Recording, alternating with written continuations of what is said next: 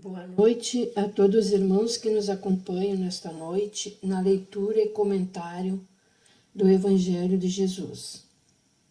Todos juntos em um só pensamento, dizemos: Senhor Jesus, aqui estamos reunidos em Teu nome, buscando o aprendizado de Tua doutrina de luz.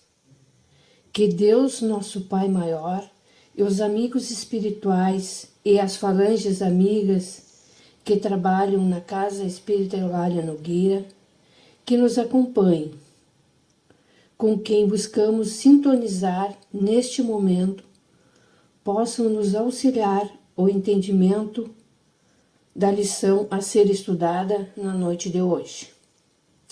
A lição de hoje é do capítulo 25, Buscais e achareis. Não vos canseis pelo ouro. Itens 9, 10 e 11. Não vos canseis pelo ouro. Não vos canseis pelo ouro, nem pela prata, nem por outra moeda em vossos bolsos. Não prepareis alforjes para o caminho, nem 2 túnicas, nem sandálias, nem cajado, pois quem trabalha merece ser alimentado.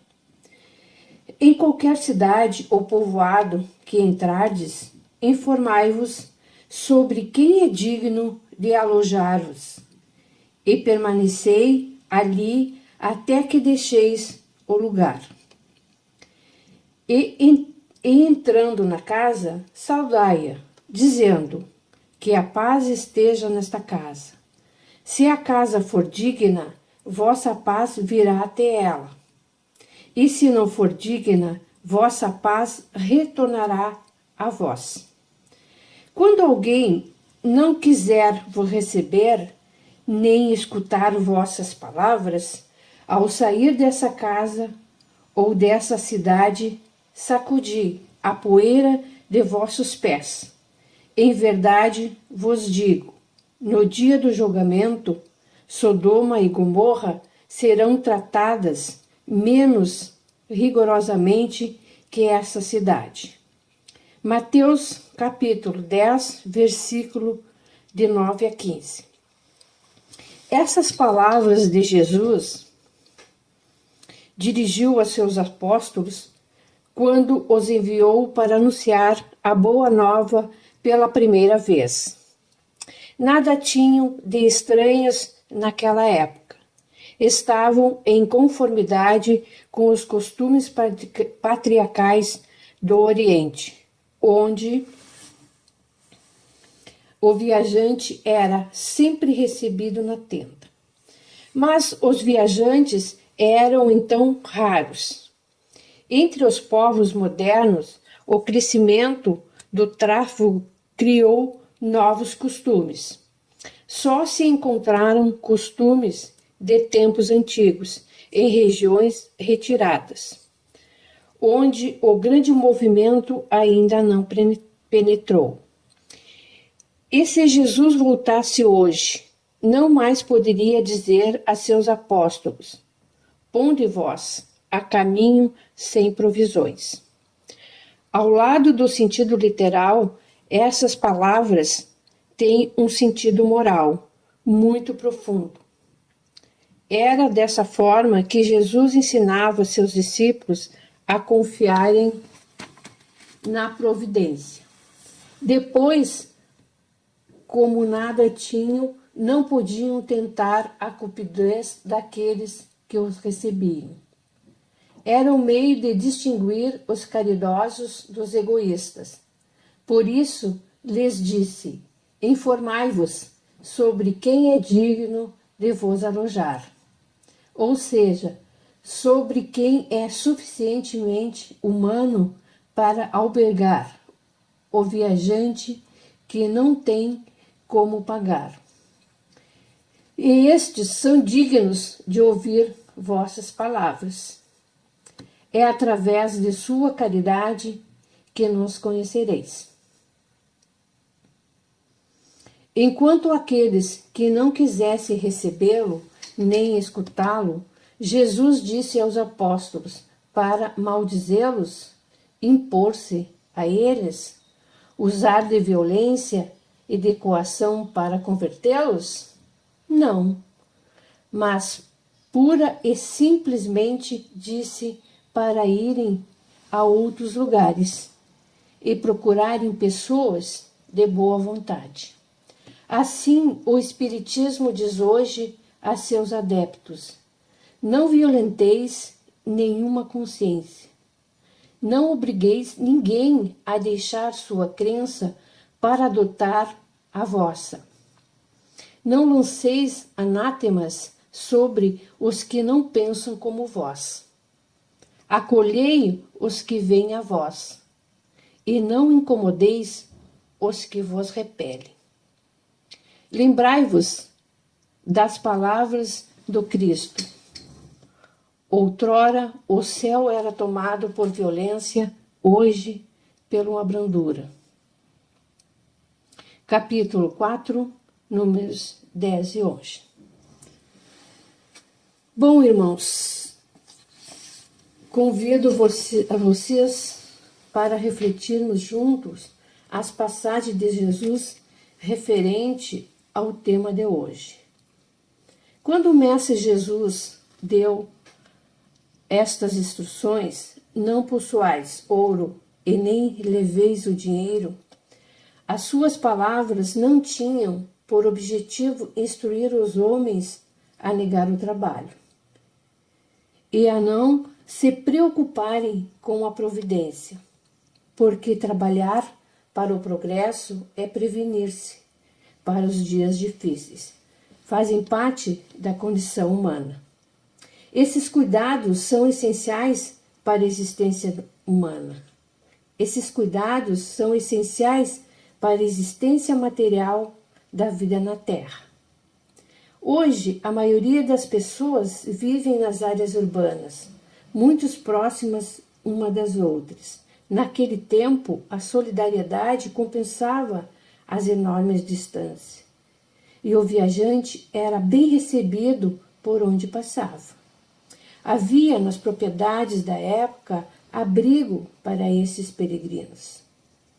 Se fosse hoje, Jesus não poderia dizer para não se precaverem, pois a vida atual é diferente.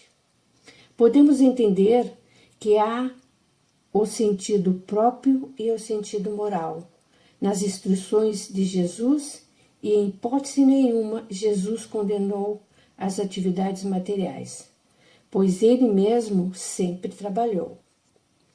Jesus sempre usou o exemplo da vida cotidiana para que as pessoas pudessem entender que verdadeiramente ele queria explicar.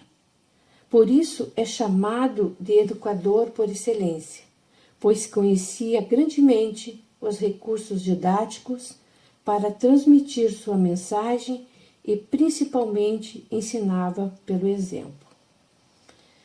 Segundo os costumes orientais daquele tempo, os poucos viajantes eram bem recebidos em suas casas de família.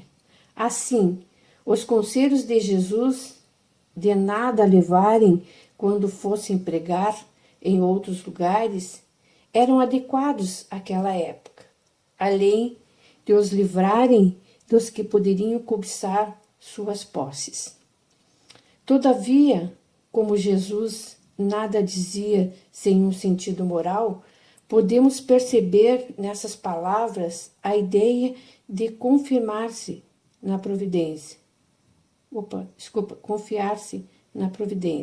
e procurar hospedagem em casa de pessoas dignas, que mais preparadas estavam para os novos ensinamentos.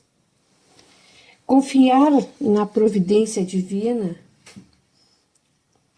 divulgar seus ensinos aos que desejam, continuam atuais para todos e em todos os tempos. Percebemos também que Jesus recomenda aos discípulos que, quando não fossem aceitos pelos donos da casa ou para ouvi-los, deveriam afastar-se simplesmente. Não desistir, não forçar. Assim deve agir o espírita, com os seus familiares, seus amigos e os outros. Não impor seus conhecimentos, sua filosofia de vida, sua religião aos que não queiram. Hoje em dia sabemos que não dá para sair sem a provisão e se hospedar na casa de quem não conhece. Os tempos mudaram e a violência tem crescido, infelizmente. Jesus fala de como devemos nos portar ao entrar na casa de uma pessoa, levando a nossa paz, a nossa gentileza, a nossa gratidão pela acolhida, uma verdadeira aula de estilo e educação doméstica. E o que fazer se o dono da casa não nos receber bem? Devemos falar mal dele, pichar a casa? Não, Senhor. Jesus recomenda que saímos batendo o pó de nossas sandálias. Quanto às palavras, ao sair dessa casa ou da cidade, sacudir o pó de vossos pés, quer dizer para não levar mágoas, decepções, tristezas, por não serem aceitos os ensinos, mas continuar confiando em Deus, nas suas leis, vivendo-as o melhor possível. Sacuda as más impressões e siga alegremente. É Jesus nos chamando à não violência. E veja só que interessante o que ele diz. Se a casa for digna disso, a vossa paz virá sobre ela. E se não for, a vossa paz voltará para vós. Quer dizer, o pensamento de paz que se propaga e afeta os dentro da casa, que pode ser em qualquer lugar, no lar, no trabalho, na escola, na universidade e em outros lugares. Esse pensamento pode ser retribuído ou não, e o pensamento volta até nós. Pois por isso que a doutrina nos orienta segundo a lei de causa e efeito. Nós devemos nos esforçar por querer o bem para as pessoas, pois que toda ação tem uma reação e ninguém gosta de reações desagradáveis. O nosso compromisso é levar a paz e nisso se inclui não levar a maledicência e a crítica infrutífera. Assim, o espírita deve sempre agir, expondo sua doutrina, sempre que for solicitado por alguém, sempre que perceber o interesse de alguém, mas sem querer transformar o outro em espírita. Lembrar sempre que o espiritismo veio para auxiliar a regeneração da humanidade. E para isso, basta seus princípios serem entendidos, aceitos e vivenciados.